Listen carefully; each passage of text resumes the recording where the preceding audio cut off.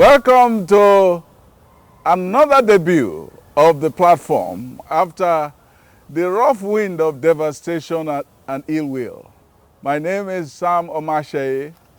Today on the program, I'll be speaking with Odion, retired police officer, Deputy Commissioner of Police, who until his retirement has spent 3 decades in the front line of security in this country, whether in Lagos, Bayelsa, Enugu, Akwa Ibom, and up north. And he is in a position to tell us about security in Nigeria in the aftermath of the EndSARS protest.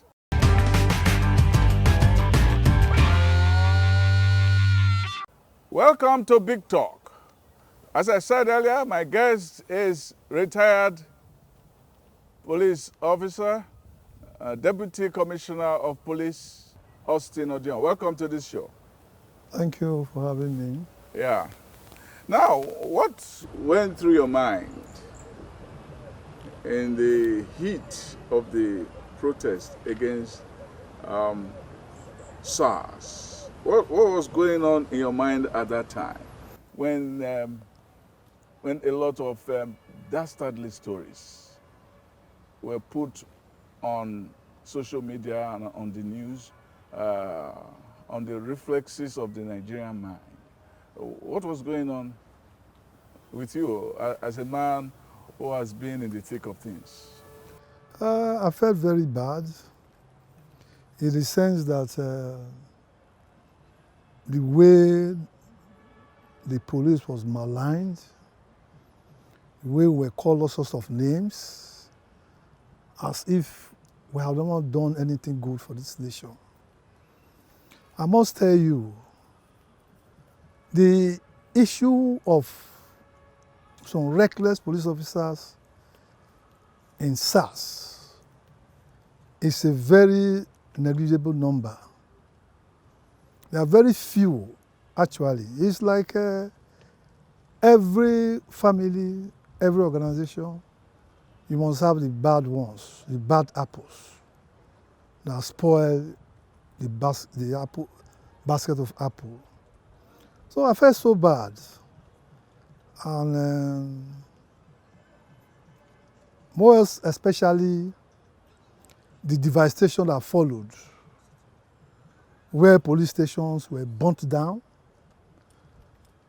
they were looted, arms and ammunition were carted away.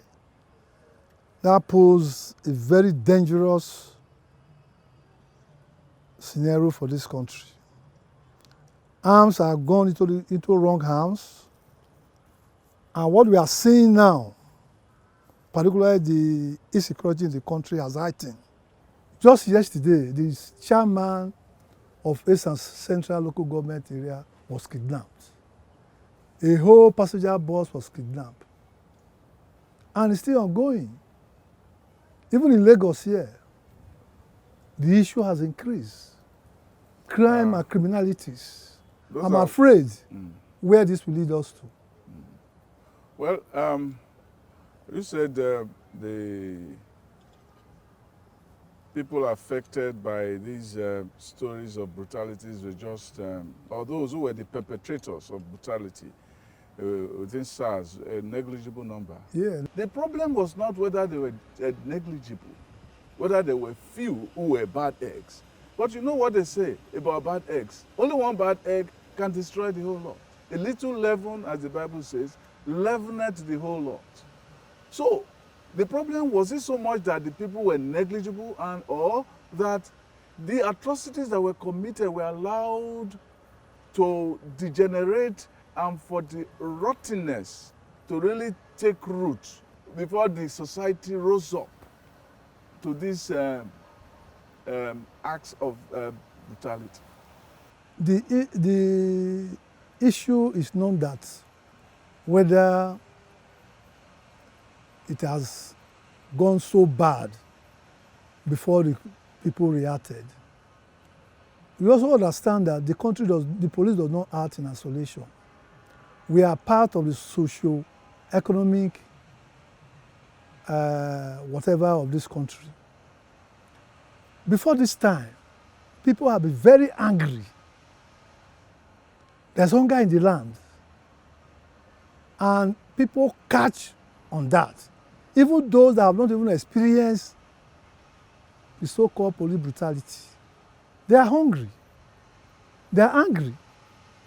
So a little spark, they just take advantage and carry out their devastation. That's what we have just seen in with this the whole... SARS protest. Yes. I get the point you're making. Yeah. But if the degradation in the police did not get that bad, they wouldn't have taken advantage of it as a spark for the protests. The question is, what was the hierarchy of the police doing? You know, there was first protest about SARS, and then they said they were going to reform SARS. There was a renaming of SARS, even before the third rename that they called it SWAP. Yes. But even then, things did not change. Was it that they were looking at it as though we'll do some cosmetic changes and the people will go to sleep later on? But they never went to sleep. They never went to sleep, actually. You see, the issue of government bureaucracy can also come in. And the issue of discipline of members of the force can also come in. I want to tell you, the force, as it stands today, does not play with indiscipline. Once it is known to the authority, there are mechanisms how matters like that are treated. But there were so many that were not treated. They were in public space. They were reported in the newspapers often. They were not treated. It's not a question of reporting in the newspaper. It's a question of reporting to the authority. Some reported to authorities, and they take them to a police station, and they dismiss, they bribe their way out, they dismiss the complainants, they leave the matters. You talked about bureaucracy, it may be part of it. They dismiss the complainants, and the matter is left untreated. And then when situations like that exist, why do you even have to even report? That even the issue of subservience to a policy of bureaucratic red tape becomes even the opportunity for the thing to get worse, because everybody will say, well, we went there the other day, they didn't do anything. Now this man has just, these SARS people have just raped my neighbor, and why should I go there and report again? Sam, it's not as easy as that. The Nigeria police hierarchy, even right from the DPO, to the commissioners of police, to the AIGs and so on, when matters get to us, the key is when matter gets to us, when matter gets to the officer in charge, he too wants to protect his name. And we always put these people on the hot seat. Let me tell you, before I retired from Akwa Ibom, I met so many officers in the cell whose cases are before the Attorney General, hearing, waiting for the reports. Cases of extrajudicial killing, cases of loss of firearms. We treat all those matters. Let me give you a scenario. Sometimes, about a decade ago, in my estate, I had an altercation with a boy who didn't know I'm a police officer. He was very rude. He got to know later, and he apologized, but I didn't take it. I went as far as reporting him to the Provost Marshal in Obalende. And the day of trial, what we call on the room trial for the junior officers, while by senior officers go by ways of query. Well, I went there with my witnesses, people from my estate. When they got to the office of the provost marshal, they saw so many police officers who are on trials. You know them by the way they dress. They don't wear cap, they don't wear shoe, they don't wear belt. They were brought from the cell for various infractions. They were shocked. When we were going home after their witnesses, evidence or whatever, they said, Austin, Oga Austin, people do this in the police force? I said, yes, we do it. People don't believe we do it. A lot, the police organization doesn't play with indiscipline. But the issue is that people are not patient. If you go to the DPO, you are not getting justice. The DPO is serving under somebody, the area commander. Go to the area commander, you will get justice. No, go to the CP. You made a very significant point here. Yes. If they have so many cases like that of police officers' abuse of power, did that not send a signal to the authorities that if the police was involved in so many police officers were involved in this act, that there was something systemically wrong that ought to have been handled? Because it means that the evidence was before the eyes of the hierarchy or the top echelon of the police that something was wrong, given the numbers of the officers that were either undergoing investigation or were held behind bars. Does that not tell the hierarchy that, look, we must be doing something wrong? The system must have been allowing certain things to go wrong, that we need a better mechanism for checking and preventing these acts of, like in the US, when they discovered that police were misbehaving, they started giving them cameras. Body cam. Body cameras. So that even if you lie, your camera will show you up. And that was what led, in fact, to the Black Lives Matter issue, because cameras started telling the stories rather than the police officers themselves.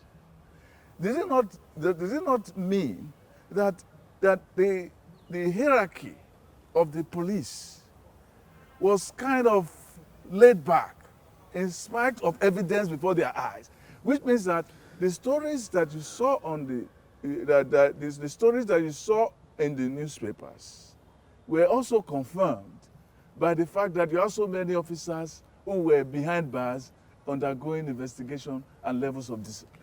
Yeah, that story of officer behind bars is not a question of whether it confirms what the papers are writing or not. I'm telling you that there's a mechanism in the force where those abuses are checked. And you were saying the systemic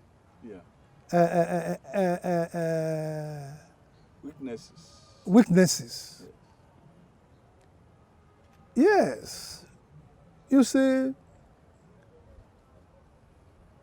the issue of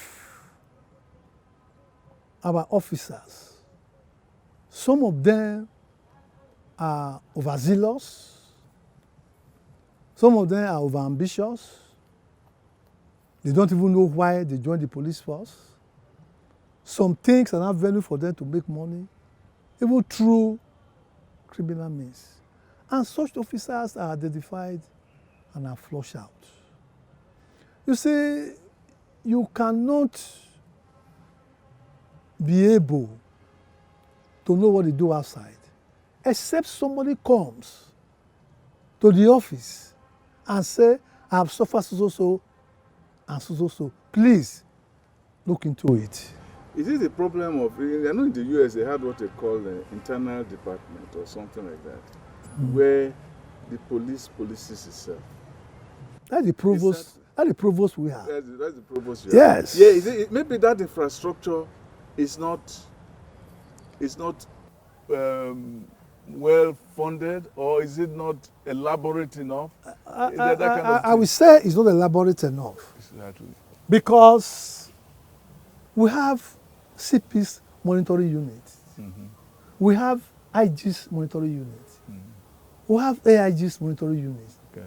These people sometimes go out on mufti, on unmarked vehicles, and they arrest these policemen, and they are dealt with. Maybe it's not elaborate enough. You see, the issue of funding.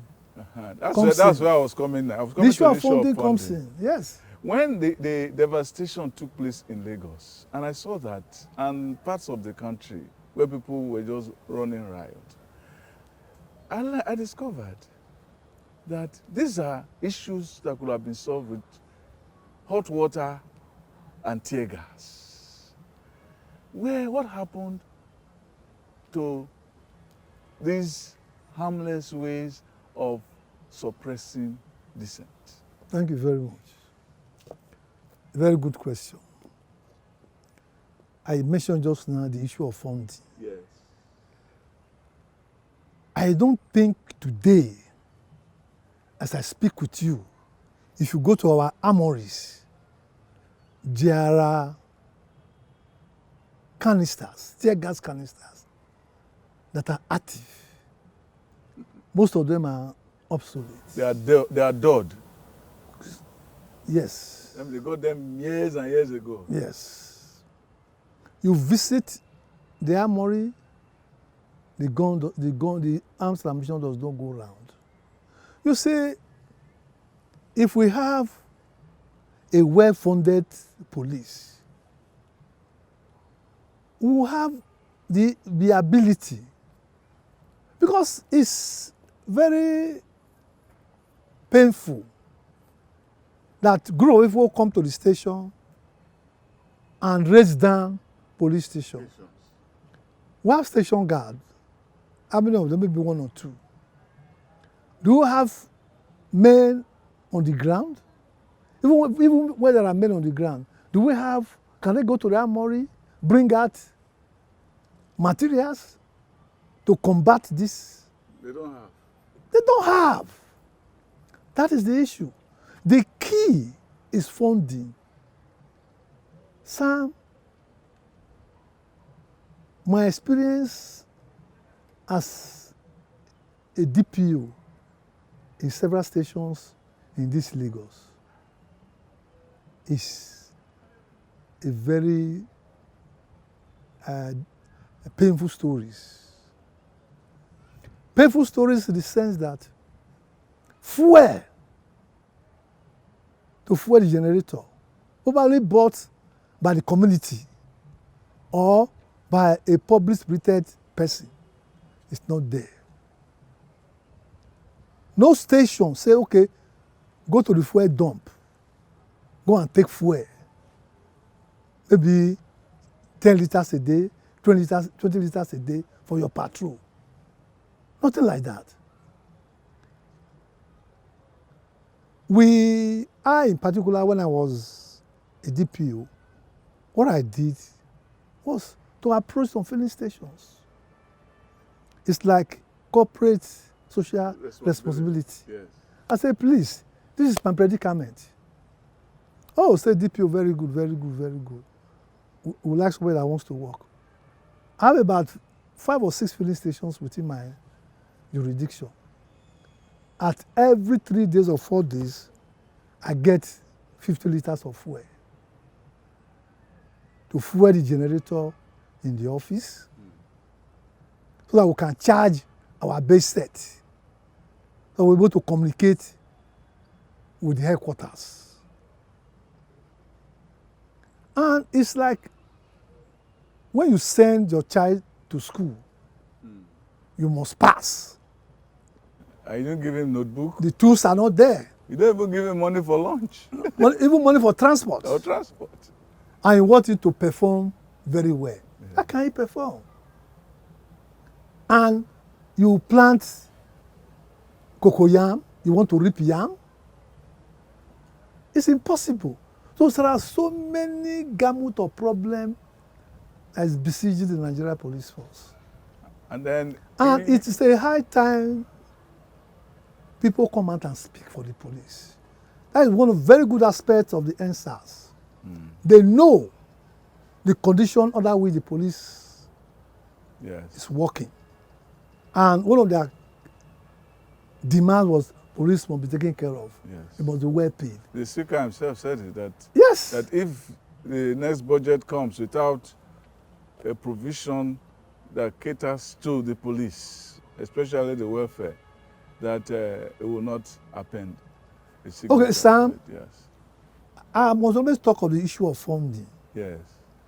Look at our international route from Maryland to the airport.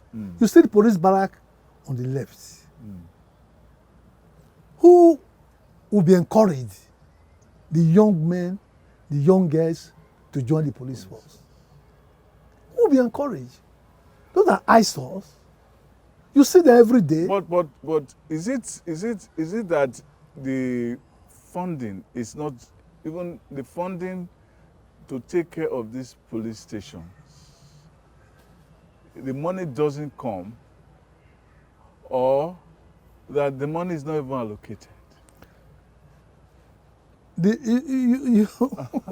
Every day, every year, this budget ceremony, you hear so amount of money is allocated to the police. 30% does not get to the police. 30% is not released. You will see the IG, the police minister, cap in hand, begging. Just like we do at the other local level, begging people to help us. The fund is not what is in the budget annually is not released to the police. So how can they perform? If you know the condition at which we are working, we need to be praised. We need to be praised. It's terrible. We need to be praised, Sam, because it is terrible. But we know you did your own case. You said you got the locals to contribute to taking care of police station when you were a DPO. But the story we hear from most places is that when you don't have such imaginative ideas on how to do it, they use money from criminal. The allegation is that DPOs send their boys to go and get money by extortion, and they use that money to take care of the police station. I'm not aware of that. We had I'm not aware of that. And then people are in jail. Father now make the point now that is pursuing that a magistrate is supposed to visit a police station. At least once a month. Cells. They don't do that. So that you know which case is urgent, whose case needs justice, and who is being maltreated, and so on and so forth. They don't do that. Well, when I was there, one or twice the magistrate came to visit the cell. But that brings me to another issue altogether. The feeding of inmates in the police cell. Yes. The government does not provide money. It's terrible. They don't provide for money. So the DPO himself has the life of those people in his hands? No, most often relatives of those in the cell, they bring food for them. And some are kind, they know when they are coming, they don't bring just one ration. They bring for other people. They bring for other, can go round. That's one of Nigeria's unstated generosity. Yes. So it is a whole big problem. Okay. It is not just you look at the police station or the police hierarchy at the top. No. When you come to the basis, you really praise officers working. They work barely with nothing. Nothing. All right. Thank you very much for these very illuminating insights into the workings, the dynamics of Nigerian police. And we hope that in the aftermath of the damages and the destruction to Nigerian psyche that we witness recently that things will turn for the better. We hope Thank so. you very much. Thank you very much. For being on this show. Thank you for having me. I hear Leah. They redefined the sacred cow. For them to kill is divine sacrifice. To maim, arms exercise faith. To encroach a land extends God's hands. Rape repays maiden, the child unwanted grace. They also overturn order. First they cage you before your God, the governor.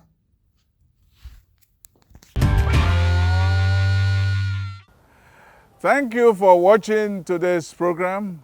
You can catch up with my published column on www.atsamomashaye.com. And until next time, as we usually say, be good.